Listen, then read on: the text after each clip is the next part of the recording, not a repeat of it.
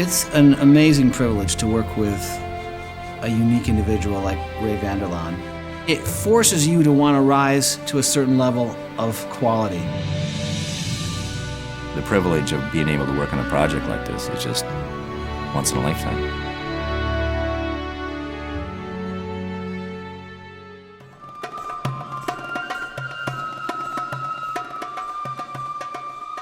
Pre-production planning for That the World May Know was basically focused around not one but two scout trips, primarily to Egypt. We did not want to be surprised when we got there with a film crew of 20 people and 3 camera crews. You're going to Egypt. Incredible what kind of logistics they work through. The fabric of the story took us into the ruggedness, for example, of the desert. So scouting, we're never going to go to where somebody else has probably been.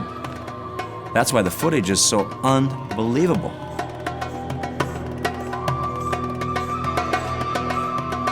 Everywhere we went when we were shooting That the World May Know, we needed a few things. We needed an armed guard, which takes a little getting used to. We also had guides who spoke the language and who were tremendous assets, who helped us to talk with the Bedouin people and to do what we needed to do. Some of the guides cooked meals for us in the most remote places you can imagine. We hiked, a 6-hour hike to the top of Jebel Katerina, and we came down an hour, and there, at that altitude, they're cooking flatbread, they've brought food, and they've brought water, and lunch is being prepared. We learned how rugged the desert was. We learned how difficult it was to get from place to place. We literally had to move from a bus to open-air jeeps, and then in some cases to the backs of a camel to get the amount of gear that we needed into certain places.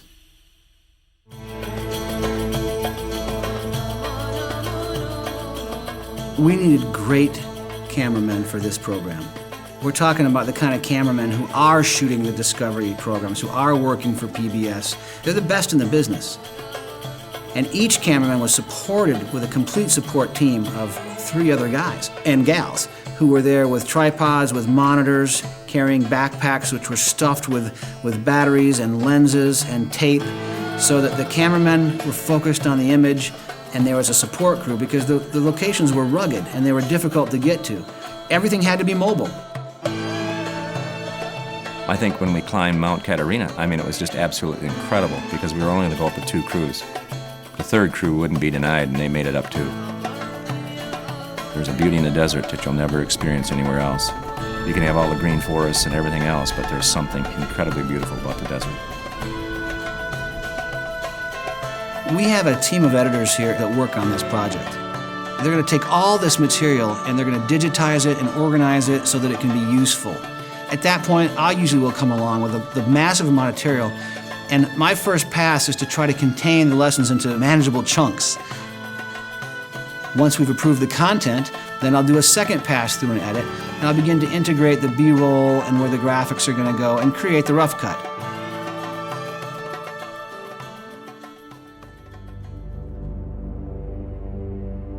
Ray used a staff as sort of a key visual element as he talked about Moses.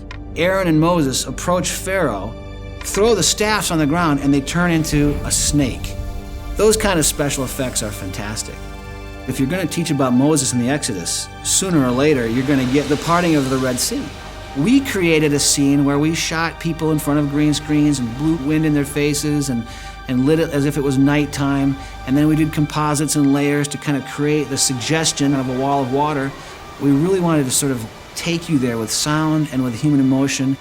Part of the special effects of That the World May Know was we went into the desert, we hired 3 horses and chariots, Egyptian chariots, and we had them go far away and come storming towards the camera at full speed. But when you watch the story of the pursuit of the army of Pharaoh, and it cuts to the screen, you'll hear the thundering hooves, and you'll look and you'll see essentially 600 chariots coming straight at you. One of the places that we visited was the Temple of Karnak, which is the biggest, most massive temple complex from the ancient world that's been discovered anywhere on Earth.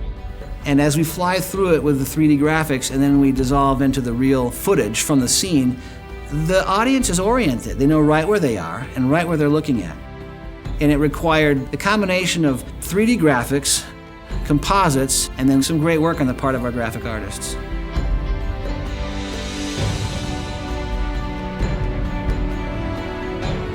Once the rough cut's been approved, then it moves into a whole nother level to master the project. He's going to take every rough cut, recreate all the color, all the clips, all the graphics, and make sure that it's consistent and it's precise all the way through it. Anytime we're doing a recreation, a historical recreation, we want the viewer to experience that in a very different visual way. We recorded Pharaoh. We have Jesus walking through situations. We have a Moses character. You're watching it and you know when you're in the contemporary world, you know when Ray is teaching and you're looking at historical artifacts as we see them today, but you also know now we're doing a recreation to help you understand the story.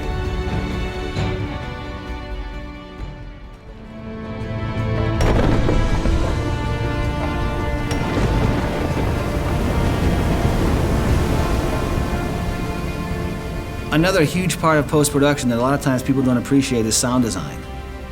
It's not just the music track and it's not just the words. You know, he's creating the ambiance and trying to put this thing into a place where really as an audience member you never even notice it. But if he doesn't do that work, it's very noticeable and all of a sudden things don't seem real, they don't seem natural. And our desire is that people who watch the video series, it's the next best thing to be in there.